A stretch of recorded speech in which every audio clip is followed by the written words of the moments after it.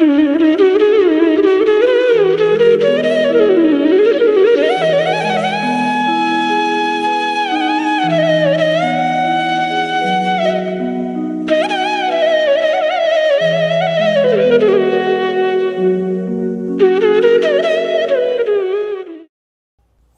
सभी को हाथ जोड़कर प्रणाम।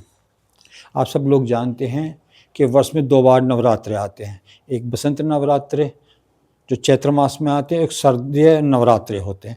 तो अभी 2026 में जो प्रारंभ हो रहे हैं, अभी बसंत नवरात्रे हो रहे हैं और ये 19 मार्च 2026 को प्रथम नवरात्रा है। अमावस्या से युक्त है, तिथि 6 हो रही है। तिथि 6 बेशक हो रही सही, नवरात्रे 9 के 9 ही रहेंगे। अब जो प्रतिपदा जो तिथि है वो लगभग 6:53 से प्रारंभ हो रही है। 6:53 तक अमावस्या रहेगी। तो जो कलश स्थापना होगी वो प्रतिपदा में ही होगी। अब उसको टेक्निकली समझते हैं कि जो अमावस्या है वो 6:53 तक है 19 तारीख में, और जो प्रतिपदा है वो 6:53 से लेकर के 20 मार्च 26 को 4:52 तक है। अब जिस समय 20 तारीख को सूर्य उदय होगा उस समय दूसरी तिथि लग चुकी होगी, यानी द्वितीय तिथि होगी। तो प्रतिपदा आपकी 19 की हुई, और तो प्रथम नवरात्रा जिस दिन चैत्र मास के शुक्ल पक्ष की जो प्रतिपदा होती है उसी दिन प्रथम नवरात्रा होता है, बेशक वो अमावस्या से युक्त ही सही। तो प्रथम नवरात्रा जो मनाया जाएगा या जो आप व्रत रखेंगे वो 19 मार्च 2026 का होगा। जो द्वितीय तिथि है वो 20 मार्च की हुई। जिनके यहाँ अष्टमी पूजन होता है, जो पहले ही मैं बता चुका हूँ कि जो अष्टमी का जो पूजन है वो आपका 26 मार्च को होगा, 26/3/2026। और जो नौमी है, जिनके यहाँ नौमी का पूजन होता है वो 27 मार्च 2026 को होगा। और इस बार सबसे बढ़िया बात यह है कि जो माता रानी की जो सवारी है वो पालकी पे सवार होकर आ रही हैं, लक्ष्मी के रूप में आ रही हैं। तो इस बार अगर आप माता रानी आपके लिए लाभ ही लाभ करेंगी। किसी की नौकरी नहीं है वो नौकरी प्राप्त कर सकता है, व्यापार वृद्धि होगी, धन वृद्धि होगी, और आपको आप ये कह सकते हो कि आप जिस क्षेत्र में भी सफलता पाना चाह रहे हैं, अगर आप माता रानी की शरण में जाते हैं तो आपको अपने क्षेत्र में सफलता निश्चित रूप से मिलेगी। अब प्रश्न आता है कि माता को प्रसन्न कैसे किया जाए। अब उसके लिए जब आप नवरात्रे जो चाहे आप 9 के 9 दिन व्रत रखें, चाहे आप, कुछ लोगों में ऐसी परंपरा है जो बीमार हैं, बच्चे हैं, बुजुर्ग हैं कि वो पूरे नवरात्रे व्रत नहीं रह सकते हैं, तो कुछ ऐसा करते हैं कि वो प्रारंभ के नवरात्रा जो होता है वो रखते हैं और बाद वाला जिस दिन पूजन होता है उस दिन रखते हैं। लेकिन वो करें क्या, पूजन किस तरह से करें?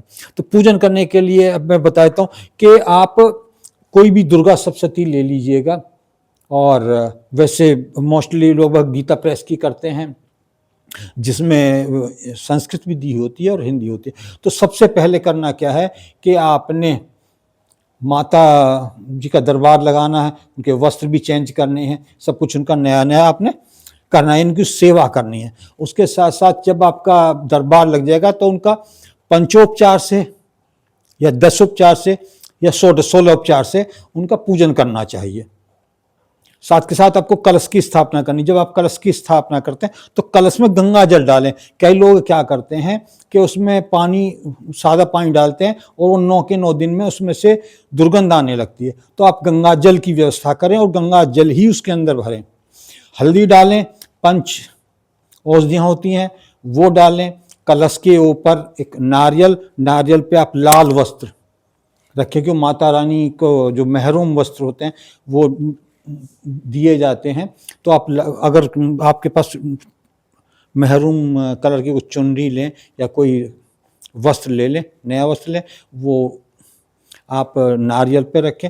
जब आप कलश की स्थापना करते हैं तो कलश के नीचे पूर्ण पात्र रखा जाता है। आप जौ रख सकते हैं, गेहूं रख सकते हैं, चावल रख सकते हैं, और कलश के ऊपर भी आपको एक पूर्ण पात्र रखना चाहिए चावल का भर के, और उसके ऊपर आपने नारियल की स्थापना या कलश की स्थापना करनी चाहिए। कलश का भी आपने पंचोपचार से दशोपचार से या षोडशोपचार से पूजन करना चाहिए। कलश की जो स्थापना है, कलश का जो महत्व है वो बहुत ज़्यादा है। उसमें सभी तीर्थों का, सभी नदियों का, सभी देवी देवताओं का, ब्रह्मा विष्णु महेश, इन सब का आवाहन किया जाता है।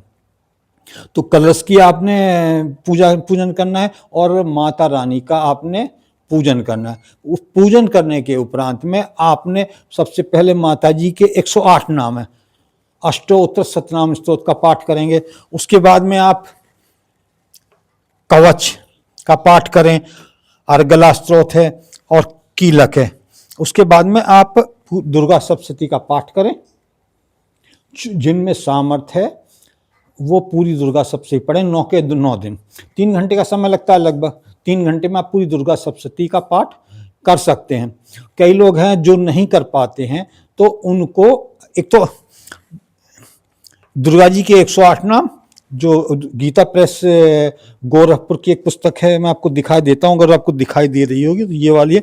इसके पेज नंबर 9 पे दुर्गा अष्टोत्तर सतनाम स्तोत्र है, वो कर लें। और उसके साथ साथ अर्गला स्तोत्र कर लें।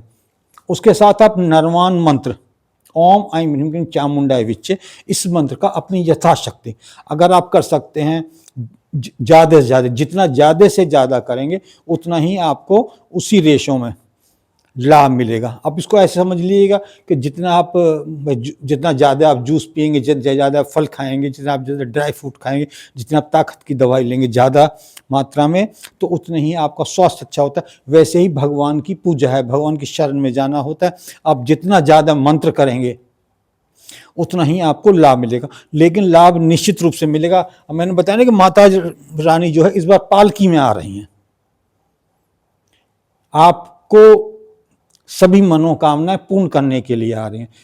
तो अभी जैसे मैंने पीछे बताया है कि आप धन से, सफलता से, व्यापार से, विवाह से, सब चीज का आपको लाभ ही लाभ मिलेगा। और उसके बाद में बात करते हैं भोग लगाने के लिए कि माता रानी को क्या भोग लगाना चाहिए आपको। तो जो भोग लगाया जाता है वही प्रसाद होता है। उसमें आप लवंग है, लौंग है, आपकी इलायची है, आपका किशमिश है, और कोई भी मिष्ठान आप ले लीजिएगा दूध का बना हुआ, और पान। जब आप षोडशोपचार से, पंचोपचार से या फिर आप दशोपचार से पूजा करेंगे तो पान का भी लगाया था, वो सब प्रसाद रूप में ही होता है। और अगर आप मिष्ठान की व्यवस्था नहीं कर पाते हैं तो वैसी धागे वाली एक मिश्री आती है, तो उस धागे वाली मिश्री को आप टुकड़े कर लें और मिष्ठान के रूप में आप उसे प्रयोग कर सकते हैं। तो इस प्रकार अगर आप पूजन करते हैं, जो क्रम मैंने आपको बताया है, एक बार पुनः मैं दोहरा देता हूँ कि दुर्गा जी के 108 नाम, उसके बाद में आप कवच का पाठ करें, अर्गला का पाठ, स्तोत्र का पाठ करें, कीलक का पाठ करें, उसके बाद नरवान मंत्र का करें। और जो लोग उस दुर्गा सप्तशती का पूरी का पाठ करें, और जो पूरा नहीं कर पाते हैं तो कम से कम वो 108 नाम और अर्गला स्तोत्र, क्योंकि पालकी पे आ रही हैं और धन चाहिए सबको, बिना धन के जो धर्म के कार्य हैं वो भी नहीं हो पाते हैं, सफलता भी चाहिए, तो अर्गला स्तोत्र उसके लिए सबसे महत्वपूर्ण है। जो मैं बताना चाह रहा हूँ आप समझ पाए होंगे। अगर इस विषय में किसी का कोई प्रश्न भी रहता है तो अभी 1-2 दिन हैं नवरात्र में, वो आप हमें कमेंट बॉक्स में लिख सकते हैं और हम उसका जो उत्तर है आपको देने का प्रयास करेंगे। अभी वाणी को यहीं विराम देता हूँ। सभी को जय हिंद, जय भारत। नव संवत्सर 2083 यानी कि जो 9 वर्ष चलेगा अब ये वाला, इस वर्ष के जो राजा हैं वो बृहस्पति हैं, जो धन देने वाले, ज्ञान देने वाले, बुद्धि देने वाले और विवेक देने वाले हैं। साथ के साथ इस वर्ष के जो मंत्री हैं वो मंगल हैं, जो शक्ति, बल और ज्ञान और मैनेजमेंट देने वाले हैं। माता रानी की सवारी पालकी की है, तो एक कॉम्बिनेशन इस तरह का बना है कि अगर आप माता रानी की जो शरण में जाते हैं और इस नवरात्रे सही तरीके से आप पूजन करते हैं तो आपको सफलता, कर्ज मुक्ति, धन प्राप्ति और व्यापार वृद्धि, जॉब की प्राप्ति, सुंदर जो कन्या है उनको सुंदर पति की प्राप्ति, और जो युवा हैं उनको सुंदर पत्नी की प्राप्ति। ये सारे कार्य बृहस्पति मंगल और माता रानी तीनों मिलके करेंगे। आप मन लगा के माता रानी की शरण में जाएं और जो विधान अभी मैं बताऊंगा उस तरीके से आप पूजन कीजिएगा।